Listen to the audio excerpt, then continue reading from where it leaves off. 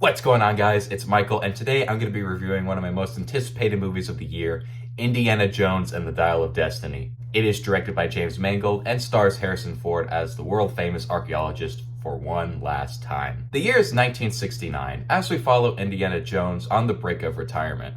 His days as an archaeologist are pretty much behind him, and is just living a standard life in New York City.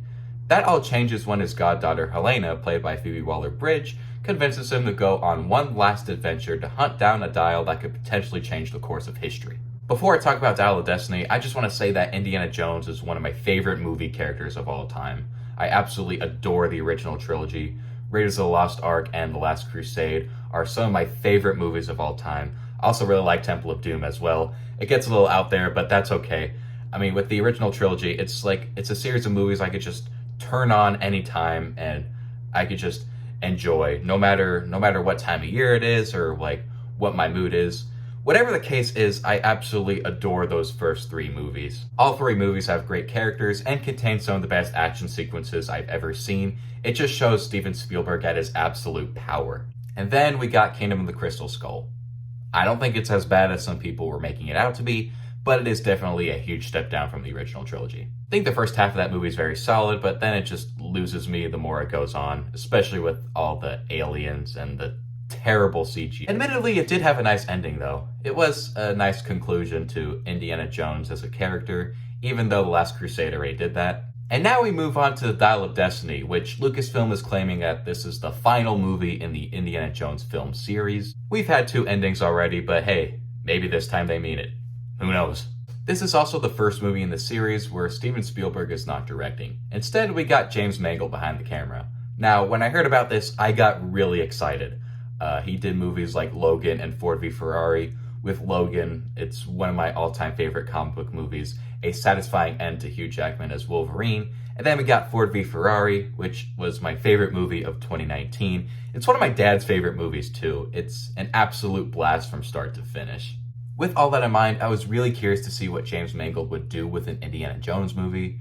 Like, what was there to be concerned about? You have a great director like James Mangold, and you also have his team of writers who have done some solid work in the past. They did movies like Edge of Tomorrow and helped with James Mangold on Ford v Ferrari. So it seemed like there was a lot of goodwill going into it. And of course, you got Harrison Ford coming back as Indiana Jones. I mean, that's always a plus. And then there were a lot of things going against this movie. You had Kingdom of the Crystal Skull, which left a lot of people disappointed, and the plot leaks surrounding Dial of Destiny, which sounded less than promising. A studio that has had a lot of misses over the past decade, and the early reactions from Cannes back in May, it all sounded very, disheartening in a way. But I still had optimism, and I went into the theater very excited to see a new Indiana Jones movie with my dad and my brother. And once I left the theater, I felt conflicted. It's the reason why this review took a while to make, and I just had to really sit on this movie. Saw it twice already. Saw it once on opening night, of course, and then I went the day after on its actual opening day. And after a week of reflecting, I think I could confidently give you my thoughts on this movie as a whole. I'm a bit in the middle, but before we get into all that, I want to talk about the stuff that I really enjoyed about Dial of Destiny. Now, I gotta say that the first 25 minutes of this movie are awesome. It caught my attention right away as we follow Indiana Jones during the last days of World War II in 1945. He's doing his classic Indiana Jones things, fighting Nazis and getting out of dangerous situations. It felt like a natural continuation of The Last Crusade, and I really enjoyed James Mangold's direction here. It's a bit different from Spielberg's, but I did enjoy what he had to bring to the table in terms of the action during the first 25 minutes. There's also the de-aging on Harrison Ford, which I gotta say, looks pretty good for the most part. Definitely leagues ahead from something like Rogue One with Leia and Tarkin. Here, it looks a lot better. Although there are spots in here where it doesn't look quite convincing, and the voice definitely took me out of it during some scenes. It's just kind of weird hearing Harrison Ford at 80 at this point. I think he's going to be 81 here in about a month or so. I don't know. But Harrison Ford, he's 80 and he's giving dialogue to a 40-year-old version of his character. Definitely felt off. Despite those issues, I thought this was a great opening sequence. Does a really good job at We then jump to 1969. Indiana Jones is living in New York City. He's depressed, broken, on the verge of retirement. His wife Marion left him, divorced him, and his son died in Vietnam. So right off the bat, we don't really have the best start with Indiana Jones as a character. It just felt disheartening seeing him in a stage like this in his life. I mean, I get what they were trying to go for. I do like the idea of Indiana Jones living in a world where maybe he's not as needed anymore, especially in a world where people are landing on the moon, for crying out loud, and there's not really much room for archaeologists. I think that's a neat idea on its own. It's just one of those things that I wish was explored more in the movie. But even in the moments where he looks tired, Harrison Ford as Indiana Jones, he's still got it here. I like the fact that he's still willing to go on an adventure, and there's some pretty solid action set pieces here, even though they don't reach the height of the original trilogy, of course. You have John Williams coming back to compose the music for this movie, and I think it's just as good as always. Really enjoyed the new tracks here, and along with some of the older ones too, especially the Raiders March. Always a joy to hear. There are a lot of things to like in Dial of Destiny, but even with that, I just felt like something was off. The biggest problem I have with this movie is that it doesn't really add much to Indiana Jones as a character and the world that he inhabits. It's just him going on an adventure with his goddaughter, which will be enough for some people. There's nothing new or interesting that we learn about the character, but all we know is that he's depressed and lonely. It's a story that just feels tired, and I wasn't too big on the side characters either. You have Phoebe Waller-Bridge as Helena, and I'm gonna be honest, she annoyed the heck out of me throughout this. Got a little better around the end, but at that point, it was a little bit too late. She does insult Indy quite a bit, and it's not a really good dynamic. There just wasn't much of a connection here as compared to something like Raiders of the Lost Ark with Indiana Jones and Marion.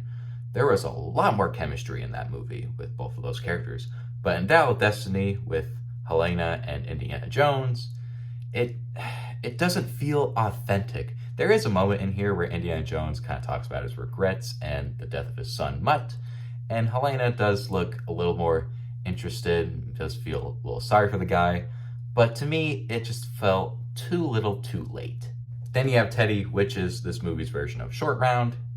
He is no Short Round, I can tell you that much. He's just there to get kidnapped and be annoying. And there's a moment in here towards the last 30 minutes where I'm just like, what? What? There's no way. Then there's the third act, the last 30 to 45 minutes of the movie. It goes absolutely off the rails. You're either going to be on board or you're just going to flat out hate it. To me, I thought it was a little bit far-fetched. Not quite as far-fetched as Aliens in Kingdom of the Crystal Skull, but it did take away from any immersion I had. Like, I don't know.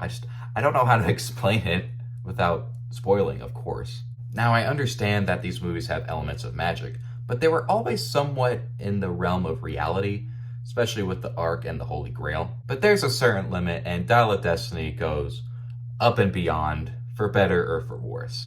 This movie is also too long. It is 2 hours and 34 minutes, and it does not need to be that way whatsoever. You could have at least cut 20 to 30 minutes of this movie, and nothing would have changed.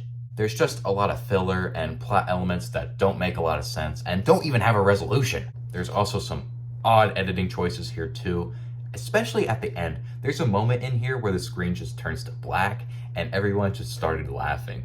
If you've seen the movie, you know what I'm talking about. It was just so out of left field, came out of nowhere, and it was just really silly. It kind of felt like a reshoot. I don't know. It was so weird, but also kind of funny at the same time. Similar to Kingdom of the Crystal Skull, this movie does have a touching ending, and there was a moment in here where I got teary-eyed. It was very bittersweet. But once the movie ended, I was just thinking to myself, what was the point? With Kingdom of the Crystal Skull, as much as I don't like that movie, I can at least say that it has a touching ending, with Indiana Jones and Marion finally getting married and putting aside their differences. In here, it has a bit of a similar happy, bittersweet ending, but it doesn't feel as satisfying as I would have liked, probably because we saw it before in the previous movie, but it's now just being done here in Dial of Destiny. Overall, this movie's journey is just going back to a point where we've already seen Indiana Jones before.